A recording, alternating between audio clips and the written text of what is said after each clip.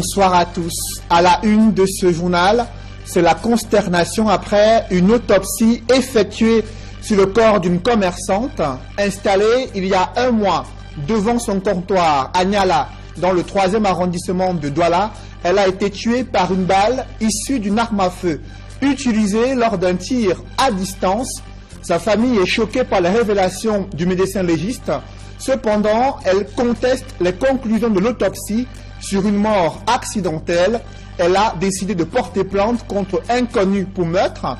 Au-delà de l'enquête de la police judiciaire du littoral, comment le quartier Niala, lieu du drame, est devenu le foyer des balles perdues au point d'ôter la vie à un individu, c'est le dossier du 20h.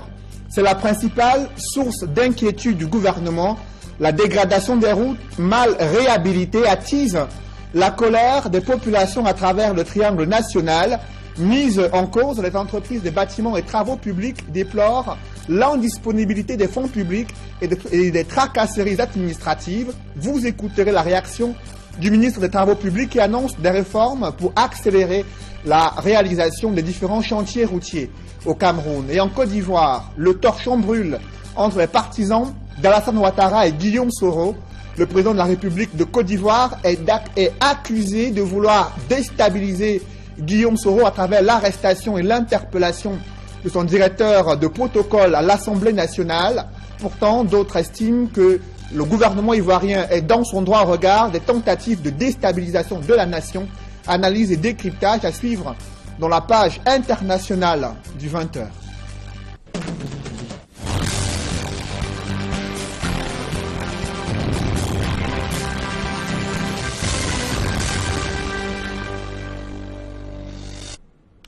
Merci de suivre cette édition complète de l'information sur Equinox Télévision.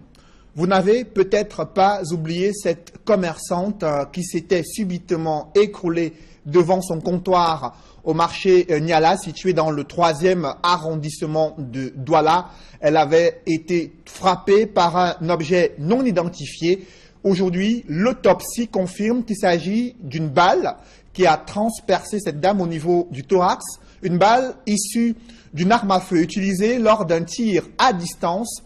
La famille est choquée par ces révélations et conteste les conclusions de l'autopsie qui parlent d'une mort accidentelle. Nos reporters les ont rencontrés, François Dikoumet et Donald Anouzoua, pour plus de précisions.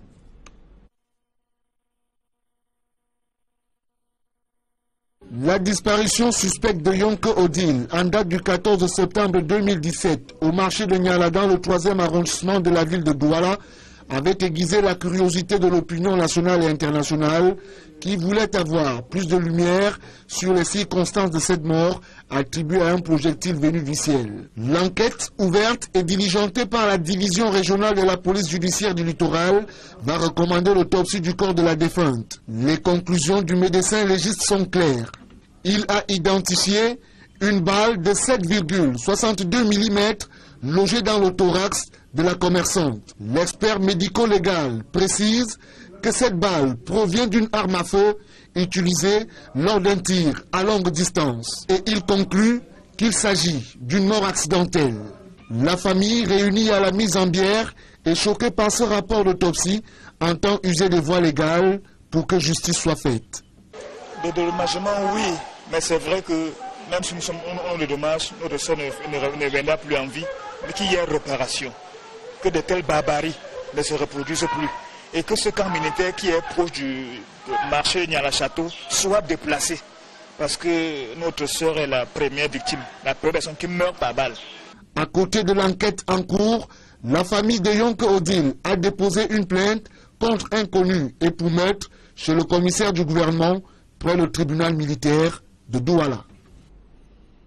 Le quartier Niala, lieu du drame, est devenu au fil des ans le foyer des balles perdues au point d'ôter la vie à cette commerçante dont la famille a décidé de porter plainte contre inconnu pour meurtre. Et les voisins de la défunte, aujourd'hui, les langues se délient pour évoquer ces balles perdues qui fusent au quotidien dans ce marché et ont déjà blessé plusieurs personnes. Elles expriment leur colère et leur peur dans ce reportage de Kedjara. Depuis près de 2 ans, le quartier Niala est devenu un foyer de balles perdues. Le cas de Yonke Odile, décédé le 14 septembre dernier au marché Niala Château, après avoir reçu une balle perdue d'un tir à longue distance, comme le précise son rapport d'autopsie, est loin d'être un cas isolé, au seul détail que, jusqu'ici, personne encore n'avait trouvé la mort. Avant l'infortuné, il y a eu plusieurs signalements des habitants de Niala et environnants. Ils se plaignaient de recevoir dans leur domicile des balles perdues à origine inconnue. Il y a plus de 2 ans, nous avons eu certainement des balles un peu partout dans le quartier. Que les familles m'amenaient à la chefferie pour me dire que voilà les balles qui ont percé les toitures, qui ont percé des plafonds, qui sont tombées au salon, dans les chambres. Dans son rôle de chef de quartier, il s'est rapproché des autorités.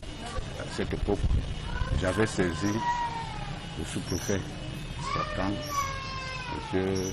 Joël Zakari, qui normalement avait suivi cette affaire, y compris le commissariat du 11e arrondissement. En tout état de cause, nous n'avons pas eu la suite de cette enquête. Au cours de nos investigations, nous sommes tombés sur une autre victime, Madame Bissik Albertine, qui le 16 juin 2015 a reçu une balle perdue alors qu'elle revenait du marché. J'étais derrière la moto, auto-école, arrivé à l'entrée jeunesse. J'étais assis derrière la moto. J'ai seulement compris comment quelque chose m'avait frappé à la main. Après, je vois comment le sang sort. J'ai dit, hey, voilà ma main. Regarde. Donc j'étais là cassé. On arrive là, le baba, on appelle le docteur. Le docteur dit que c'est comme s'il y a un corps étranger dans ma main. On m'envoie donc pour aller faire la radio. La radio montrera une balle logée dans son coude, de calibre 7, nous dira-t-elle. En dehors de cette dame, on parle également d'une jeune fille et d'un conducteur de moto qui aurait été atteint par des balles perdues. Balles qui, pour la plupart, ont été récupérées par les autorités. Le commissaire était passé.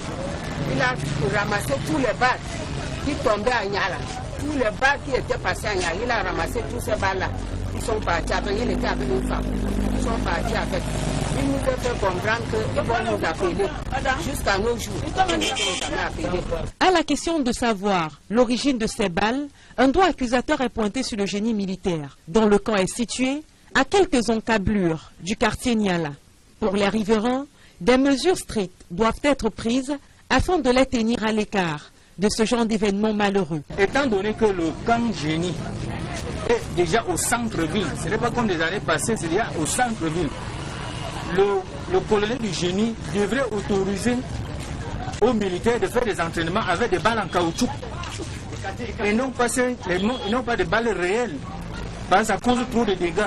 Si possible, même déplacer le camp d'entraînement du génie hors de Niala. Un argumentaire tout de suite botté en touche par de nombreux observateurs qui attestent de la présence dans la zone de plusieurs champs de tir.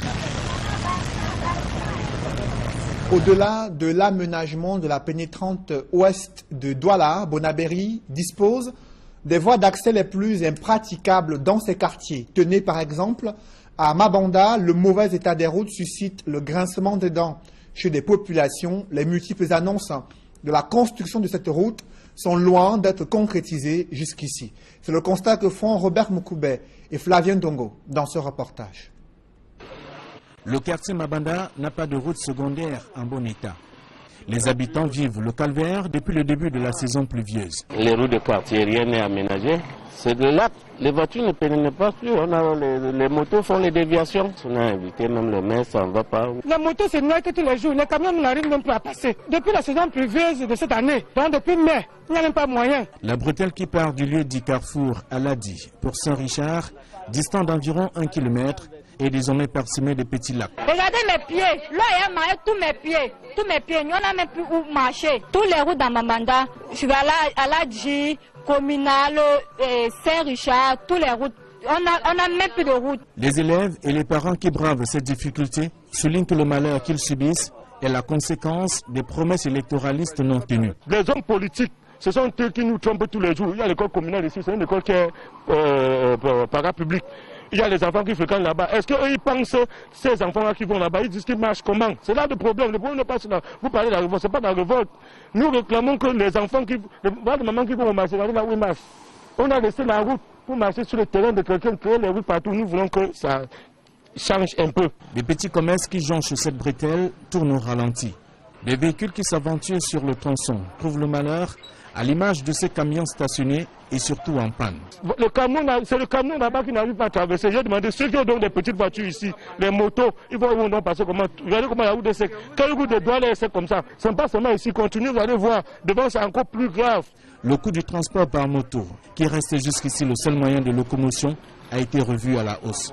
Au quartier même, quand nous sortons, tu demandes à la moto qui te transportait d'ici pour le cimetière à 200 francs. Il te demande 300 ou 350. À cause de l'état de la route n'est pas bien.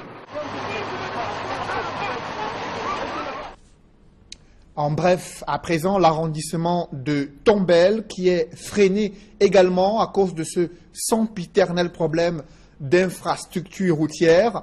Les prestataires de services à qui ont été confiés certains projets sont portés disparus depuis plusieurs années. La localité croupie dans le sous-développement. Les routes sont impraticables, l'électrification est absente dans plusieurs quartiers, l'adduction en eau potable, la construction des salles de classe dans certaines écoles, l'entretien du réseau routier sont quelques chantiers qui ont pourtant été inscrits à l'ordre du jour parmi les projets de la municipalité et rien n'a véritablement évolué. Situation dénoncée par les conseillers municipaux lors d'une session ordinaire du conseil municipal. Et vous comprenez bel et bien que la dégradation des routes attise de plus en plus la colère des populations à travers le triangle national.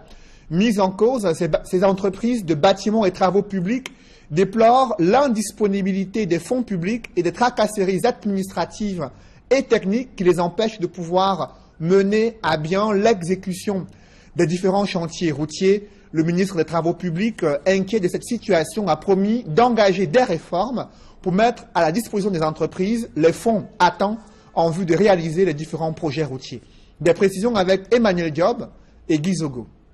C'est la grande revue, celle de l'ensemble des chantiers routiers en cours au Cameroun, que le ministre des Travaux publics vient d'effectuer avec les entreprises chargées de leur réalisation. L'objet de la réunion, c'est justement d'identifier quels sont les problèmes que nous avons rencontrés en 2017, à l'effet de démarrer 2018 avec le maximum de possibilités d'atteindre des résultats. Pour faire ce vaste tour d'horizon, le patron des travaux publics s'est entouré d'une vingtaine d'entreprises et des missions de contrôle de chaque chantier pour un bilan jugé satisfaisant. Le bilan est satisfaisant. Les entreprises routières se sont effectivement mobilisées, ont travaillé, en dépit, il faut le reconnaître, des conditions climatiques qui ne sont pas toujours favorables. Il pleut davantage et les averses sont de plus nombreuses. Ce satisfait n'empêche pas de relever des problèmes. Par exemple, sur certains tronçons, comme la route nationale numéro 1 qui va de Yaoundé à Pousseri, des retards sont enregistrés du fait, entre autres, des imprévus et du paiement tardif des décomptes, ce que promet de corriger le ministre des Travaux publics. Les paiements laborieux de nos décomptes vont connaître quelques solutions avec le concours de nos partenaires financiers internationaux, mais aussi avec le concours de notre organisation plus méthodique, notre rigueur dans la gestion de ces décomptes. Pour l'avenir, l'année 2018 est présentée comme celle de l'optimisation du travail sur ces différents chantiers. Je vois des perspectives très satisfaisantes pour 2018. Dans le cadre de cette réunion d'évaluation, nous identifions les difficultés et nous allons nous organiser à les surmonter pour que 2018 démarre sur des bases saines. Au total, pour cette revue des chantiers routiers au Cameroun, ce sont les routes nationales numéro 1, 2, 3, 4, 5, 6 et 11 qui sont concernées, auxquelles ça... Comment la communauté chrétienne catholique vit-elle au lendemain de l'explosion de 2 bombes artisanales dans la chambre du curé de la paroisse Sacré-Cœur de Jésus située à Sa.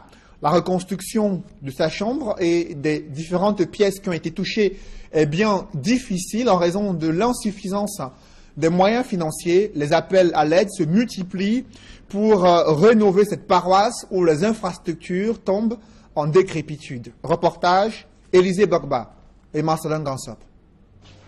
Créé dans les années 50 par le père Antoine Lendelman, de nationalité hollandaise, c'est la première fois que la paroisse Sacré-Cœur de Jésus de Sa est autant sinistrée, au point où le curé n'a plus où dormir. Les travaux de réfection de sa chambre sont en cours, mais nécessitent des moyens que la paroisse n'a pas, d'où l'appel au secours lancé par le vicaire. J'invite les uns et les autres qui nous écoutent ou qui nous regardent, parce que là où vous voyez, vous pouvez voir, nous sommes en train de nous battre à faire quelques petites réflexions là, pour refaire peut-être le plafond et hors de la peinture et tout. Il n'y a même pas de moyens de le faire. Et nous lançons tout simplement un appel à certains qui peuvent nous aider à reconstruire, ne serait-ce qu'un prêtre ne peut pas œuvrer sans une valise chapelle, sans ses ornements. Il n'a plus rien, le curé. Et voilà l'état où se trouve sa chambre. Même un matelas pour dormir, tout s'est brûlé, il n'a plus presque rien. Si certaines âmes généreuses peuvent nous écouter et nous faire un petit geste qui peut nous amener à réfectionner cette chambre, à redonner au curé son matériel de travail, tout simplement. Mais la réfection et l'équipement de la chambre du curé ne sont pas les seuls défis que doit relever la paroisse Sacré-Cœur de Jésus de Sa. Il y a que l'Église elle-même a besoin d'un coup de pinceau, même si elle tient toujours debout à Kolzamba. Entendez la colline de Dieu, il y a que l'âge pèse déjà. Le curé qui a pris fonction le 18 juillet dernier ambitionne de refaire la toiture et le sol, mais également de rafraîchir les murs. La construction d'une salle paroissiale est aussi un défi à relever et pour lequel les fidèles sont appelés à contribuer. La transparence qui est désormais de mise dans la gestion des offrandes devrait motiver les uns et les autres à mettre la main à la poche. Contre vents et marées, l'abbé Jean-Louis Mélanie Akpa, qui vient d'échapper à l'explosion de 2 bombes artisanales, est décidé à faire de la paroisse Sacré-Cœur de Jésus de Sa un modèle dans le diocèse d'Obala. C'est un feuilleton de vol de bébés qui se déroule entre Yaoundé et Bouda. Kidnappé le 28 septembre dernier à la sortie de l'école à Bouda, le petit Clovis a été amené discrètement à Yaoundé. Cet enlèvement a suscité la panique au sein de la famille et après de multiples enquêtes, l'enfant a été retrouvé à Yaoundé et il y aurait une querelle entre les parents du petit Clovis. Finalement, il a retrouvé les siens du côté de Bouda. Des précisions avec Raphaël Tcheko, Dallas Tiana et Jean-Paul Fougnat. Ce n'est pas l'escorte d'une autorité administrative, encore moins une star de football des Bamboutos, de retour d'une compétition internationale. C'est bien l'entrée triomphale d'un bébé qui a manqué à sa famille des jours durant. Les sirènes des véhicules et klaxons de moto alertent la population qui se déporte à la brigade de terre de Bouda. Ici, le comité d'accueil, une fois encore, porte en triomphe le petit Clovis, 2 ans, enlevé le 28 septembre dernier. Chargé de le ramener de son lieu de détention jusqu'à Bouda, l'ange gardien du petit Clovis, l'adjudant Bassadal, partage la joie et la chaleur de la reconnaissance d'une famille qui avait perdu le sourire depuis des jours. Saisi le 2 octobre, le commandant intérimaire de la brigade terre de Bouda lance un avis de recherche. Le 4, je crois, le 4 ou le 5, le commissariat du 13e arrondissement nous a appelé pour nous dire qu'on venait d'interpeller la nommée Tchoutoua avec un bébé. J'ai donc désigné un de mes collaborateurs qui allait le chercher cet enfant avec cette femme. Et la présumée voleuse de bébé, la voici, Stéphanie Tchoutoua, 25 ans, mère d'un enfant de 8 ans. Dit-elle, avait des difficultés à mettre au monde un deuxième. Je suis allée même à l'orphelinat, là-bas à monastère. Je voulais adopter la maman. La maman m'a dit que mon âge est trop petit pour adopter. La maman m'a demandé que je qu'elle avait 20 ans. Cette femme qui a enlevé cet enfant avait été mariée avec quelqu'un qui actuellement se trouve en Guinée équatoriale. Il se trouve qu'il devait venir au pays. Et il fallait qu'elle lui fasse croire qu'avant de partir, elle avait conçu de lui. Essayant donc sans succès d'adopter un bout de chou, elle choisit de voler le petit Clovis pour en faire le deuxième enfant tant recherché. Le coup réussi avec l'appui de 2 complices, Daris Notio, copain de la présumée voleuse, et une certaine Guylaine. Guylaine a pris la 20 500 000. Il est venu avec l'enfant et Les suspects présentés au procureur de la République devant un parquet noir de monde. L'autorité appelle à plus de collaboration pour dénicher d'autres auteurs de forfaits similaires dans la ville de Bouda. Nous sommes convaincus qu'ils ne sont pas seulement 2. Il y a beaucoup de disparitions d'enfants ici. Il y a beaucoup de crimes dans les quartiers. Ils ne sont pas seulement 2. Et nous comptons encore également sur vous pour que vous nous aidiez à infiltrer cette piste-là pour retrouver les autres. Dans la foulée euphorique de l'enfant retrouvé, cette dame, le cœur meurtri, recherche toujours son bébé, kidnappé depuis le 25 mai à l'âge de 3 mois. nous sommes partis devant les autorités. À la brigade, on est allé devant le commissariat, arrivé là-bas, les policiers nous ont chassés. La tâche s'annonce donc immense pour la police et la gendarmerie. Retrouver ce énième bébé volé et tout mettre en œuvre pour démanteler ce réseau de kidnapping qui sème chagrin et douleur dans les cœurs des familles. Vous l'avez suivi, cette affaire de vol de bébé où la présumée suspecte a été arrêtée, mais ce type de drame continue de défrayer la chronique à Bambutos. Dans le département de Bambutos, région de l'Ouest, l'autorité administrative à Douala 1er autorise un meeting politique du SDF prévu le 21 octobre prochain dans le 1er arrondissement de Douala. C'est à la suite de la déclaration de manifestation publique avec occupation temporaire de la voie publique, le SDF qui compte effectuer un meeting suivi d'une marche pour exprimer sa solidarité de sa formation politique aux populations des régions du Nord-Ouest et Sud-Ouest. L'autorisation lui a été accordée à la suite d'un récépissé signé du sous-préfet de l'arrondissement de Douala 1er. Concernant cette crise anglophone, les ambassadeurs français et allemands au Cameroun se sont exprimés à ce sujet, interpellant le gouvernement à prêter une oreille attentive, non seulement aux revendications des populations anglophones, mais également à celles des autres populations à travers le triangle national, des revendications similaires qui visent à un mieux-être et un développement socio-économique inclusif au Cameroun. Reportage Sylvestre Hippolyte Zangao. Dans l'histoire de l'occupation du territoire camerounais, la France, arrivée dans le pays bien après l'Allemagne, appréhende aujourd'hui, de la même manière que Berlin, la crise dite anglophone qui secoue le Cameroun depuis 1 an. Gilles Thibault, l'ambassadeur de France au Cameroun, n'adhère pas à la version d'une crise anglophone, mais évoque plutôt des revendications globales qui concernent les populations camerounaises. Les difficultés qui sont exprimées ne sont pas forcément spécifiques aux anglophones, mais en l'occurrence, ce sont les gens qui vivent dans ces régions-là qui les ont exprimées, et c'est bien, dans un premier temps, ces problèmes qu'il faut traiter, et ce faisant, on verra d'ailleurs qu'on traite les problèmes d'autres populations du Cameroun. Sur la même question, Hans-Dieter Stell, l'ambassadeur d'Allemagne au Cameroun, soutient que anglophones et francophones aspirent tous à l'amélioration de leurs conditions de vie.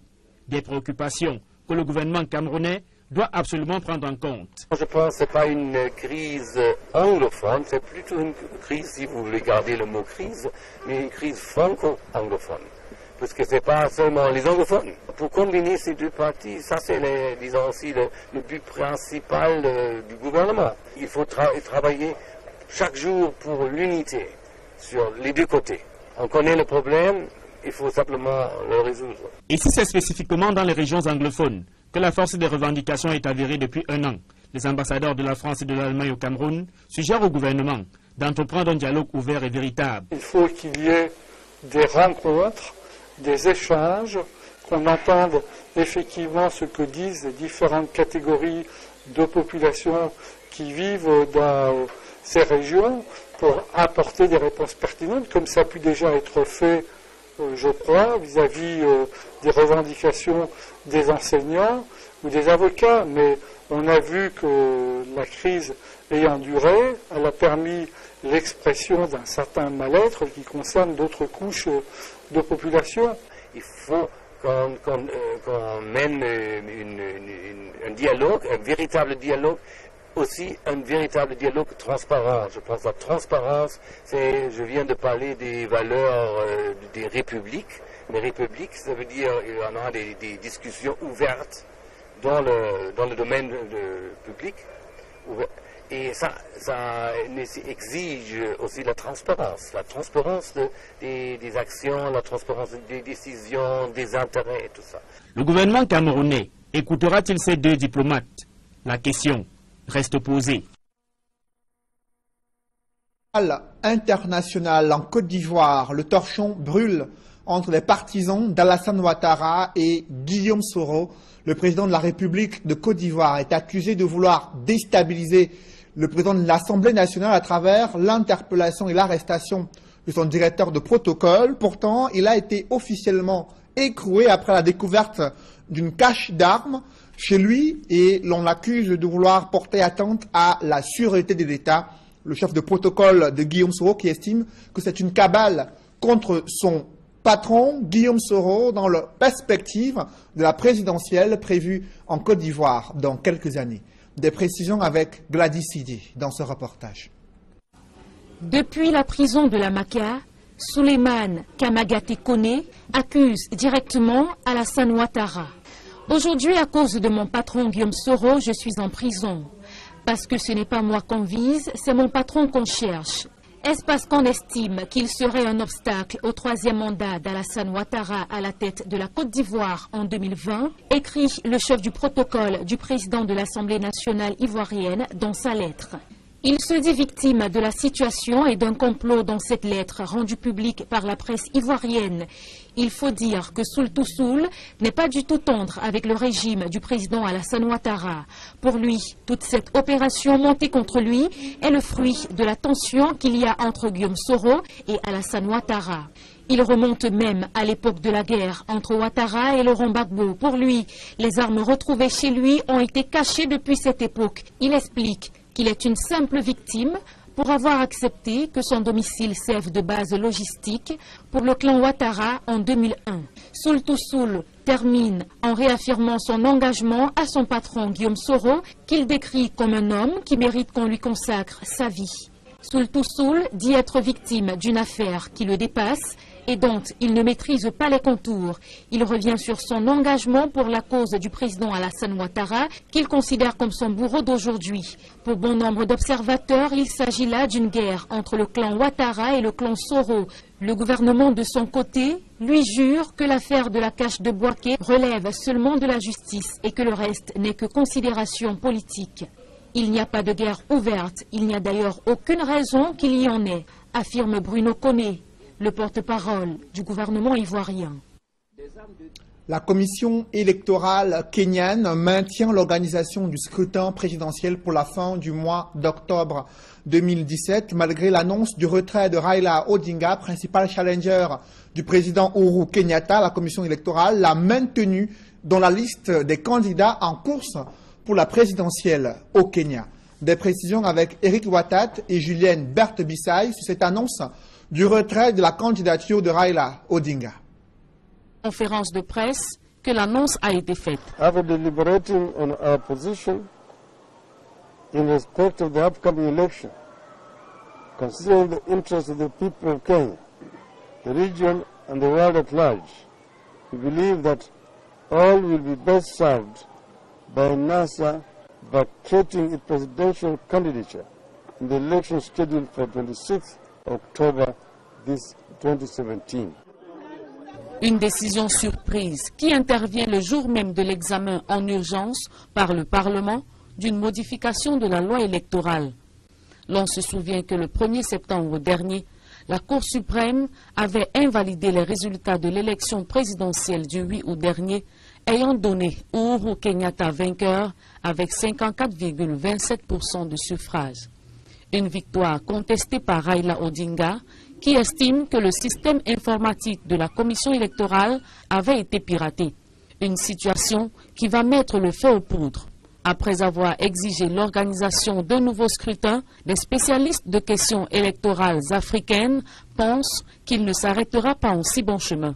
Il ne va pas, après avoir fait une telle déclaration, il ne va pas aller se croiser les bras dans comment je l'ai dit, dans sa résidence ou dans le cul de son parti, il va, et ça fait partie des moyens qu'il est susceptible de mobiliser, il va engager un bras de fer avec le gouvernement. En attendant la date du 26 octobre prochain, les regards du peuple kényan sont tournés vers les autorités judiciaires. Précisons qu'une réunion de haut niveau sur la sécurité dans les régions anglophones s'est tenue à Buea sur instruction du président de la République. Le ministre de la Défense a tenu cette réunion et autour de lui, les gouverneurs des deux régions du nord-ouest et sud-ouest et les hauts responsables de la sécurité dans ces différentes régions du Cameroun. Réunion présidée par le ministre Joseph Betty Assaman en charge de la défense sur instruction du président de la République. Maintenant, en sport, le Cameroun qui termine premier du groupe A de la Coupe d'Afrique des Nations de volleyball. Les Lions de cette compétition ont signé leur 3e victoire consécutive en battant l'Égypte 3-7-1. Elles évitent désormais le piège kényan en demi-finale. Elles comptent affronter le Sénégal et rêvent déjà de remporter cette compétition. Joël Sengue et Ike Cyril. Présenté comme la finale du groupe A, le match Cameroun-Égypte a tenu toutes les promesses. Un public des grands jours, une ambiance surchauffée et un spectacle alléchant.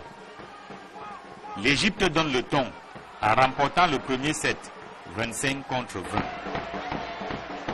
Au deuxième set, le Cameroun tente de revenir. L'Égypte résiste. Les deux équipes se tiennent. Et il va falloir aller au-delà des 25 points pour que le Cameroun s'impose 30 contre 28. Dès cet instant, l'Égypte accuse le coup physiquement et mentalement. Les 3e et 4e sets sont plus faciles pour les Lions, qui remportent finalement la partie, 3-7 contre 1. Les ressources mentales un petit peu des joueuses, parce qu'on était en difficulté, on était très bousculés au premier set. Elles ont su revenir, alors qu'on a commis des fautes, des erreurs. On s'est fait rattraper au score et même mener, les autres ont eu des balles de tête. On a su revenir, je pense que le public nous a aidé aussi à revenir. Premier du groupe A, le Cameroun croise le Sénégal aux demi-finales. Un adversaire. Parlons à présent de la Coupe d'Afrique des Nations de football, édition 2019 prévue au Cameroun. La menace du retrait de cette organisation de la compétition de la CAN 2019 s'éloigne progressivement. Le président de la CAF a revu sa position et désormais annonce de nouvelles dispositions qui confortent plutôt le Cameroun dans le cadre de l'organisation de cette compétition, la CAN 2019, prévue dans moins de 2 ans à présent au Cameroun. Des précisions avec Emos Fwanga et Hervé Kemier. CAN Cameroun 2019, l'horizon se dégage. La première réunion de la commission permanente d'organisation de la CAN à la CAF, qui s'est réunie mercredi, vient mettre un terme aux doutes qui gagnaient la partie camerounaise depuis la brouille entre la CAF et l'Africa Foot. Ahmad, le président de la CAF, a saisi cette opportunité pour réaffirmer qu'à aucun moment il n'a été envisagé de revenir sur les décisions déjà prises en conformité avec les dispositions statutaires et qui ont conduit à la désignation du Cameroun, de la Côte d'Ivoire et de la Guinée comme pays hôte des 3 éditions à venir, 2019, 2021 et 2023. Notre rôle est d'accompagner au mieux le Cameroun qui organise la CAN en 2019. Dans un nouveau format à remplir convenablement, le cahier de charges qui n'est pas un document figé et que vous avez la possibilité d'améliorer maintenant que vous avez pris vos fonctions, a déclaré le président de la commission d'organisation de la CAN de la CAF. La commission a convenu de la mise sur pied d'un bureau ad hoc chargé, entre autres, de définir un chronogramme d'activité. Le président de la CAF a par ailleurs inscrit que soit invité à chaque réunion de la commission, en qualité d'observateur, le président du comité local d'organisation de la CAN Cameroun 2019. Aussi, un membre de ce comité local de son choix.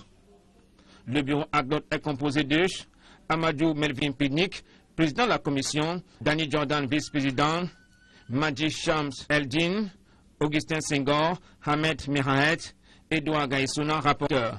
Ce bureau ad hoc sera le destinataire du rapport d'inspection qui sera par la suite analysé par l'ensemble de la commission. Une période sera communiquée aux autorités camerounaises pour la première visite d'inspection. Un public reportage dans ce journal, QNet Entreprise, numéro 1 au Cameroun, en matière de marketing de réseautage, a organisé une formation à grande échelle pour ses membres en vue de leur inculquer les nouvelles techniques d'approche et de vente commerciale. Reportage. Une foule impressionnante réunie pour booster ses capacités en matière de marketing de réseau. Les représentants indépendants de l'entreprise QNet, numéro 1 en la matière, ont réservé un accueil des plus chaleureux au grand leader Amara Fofana, venu de la Côte d'Ivoire et présenté comme le précurseur de QNet en Afrique. Aujourd'hui, nous avons reçu ici au Cameroun, c'est la première fois, une visite officielle de EVP Amara Fofana, qui est venu pour booster l'équipe du Cameroun, qui est venu pour apporter un plus pour qu'aujourd'hui la jeunesse camerounaise, qui est déjà en train de faire son avancée dans cette activité, puisse monter d'un cran. Et pour que nous puissions atteindre les résultats qu'on a aujourd'hui en Afrique de l'Ouest, notamment au Burkina Faso, au Niger, en Côte d'Ivoire, au Bénin, au Togo, etc. Ce dernier, aux côtés d'autres leaders venus d'Afrique de l'Ouest et du Cameroun, est venu partager son expérience et surtout son parcours dans ce business. Parce que dans les catalogues, j'ai vu que pour il y a des dollars. Donc, les dollars, j'ai dit, j'ai tout compris. Et il dit, ben, commence quand? Je dis tout de suite, maintenant. Et je regarde, je dis, mais où sont les produits qu'on s'en va vendre? Il dit, c'est pas une affaire d'aller vendre les produits. J'ai dit, mais comment ça marche? Il dit, non, tu achètes pour toi et tu envoies 2 personnes qui achètent pour eux et aussi tu envoies 2 personnes qui achètent pour eux. J'ai dit, c'est tout. Il dit, oui. J'ai dit ça, je suis riche. Si c'est moi-même j'achète, je prendrai 2 personnes et elles de la boucle. Maintenant, je demande, c'est combien? C'est là le faiblesse. QNet, où le système numéro 1 de network marketing se présente comme une solution au sous-emploi au Cameroun. Ces souscripteurs, qui deviennent systématiquement des représentants indépendants, ont de l'avantage, par leur engagement, d'ouvrir leur propre entreprise. Nous invitons tous ces jeunes aujourd'hui à rentrer dans cet entrepreneuriat. Qui veut dire que quoi? Qu'on prend nos vies en main. Nous nous prenons en charge. Nous bâtissons l'avenir de demain, l'avenir du Cameroun. Et cela est important. Chers Camerounais, mettons-nous à cette école. Pas besoin de travailler pour quelqu'un, pour des gens, mais bâtissons l'avenir de demain à travers l'entrepreneuriat. Solution radicale au chômage et palliatif miracle à l'auto-emploi, la société QNet, qui compte au Cameroun des milliers de membres, a été fondée en 1998 par Vijay S. Varan. Elle fait partie de la Fédération mondiale des associations de vente directe avec des produits spécialisés dans l'énergie, la gestion du poids, la nutrition, l'entretien domestique ou encore le luxe. Son siège social est basé à Hong Kong. Au Cameroun, la société dispose de plusieurs bureaux disséminés à travers plusieurs villes. La venue de la ville Amara Fofana au Cameroun et la formation par lui dispensée est perçue par les nombreux marketeurs de QNet Cameroun comme un catalyseur qui boostera à coup sûr les ventes et par conséquent fera grandir le réseau QNet dans notre pays. Mesdames, Messieurs, c'est la fin de ce journal. Merci de l'avoir suivi. Restez sur Equinox Télévision ce soir, l'émission Regard Social, présentée par Eric Kwamo. Bonne soirée sur Equinox Télévision.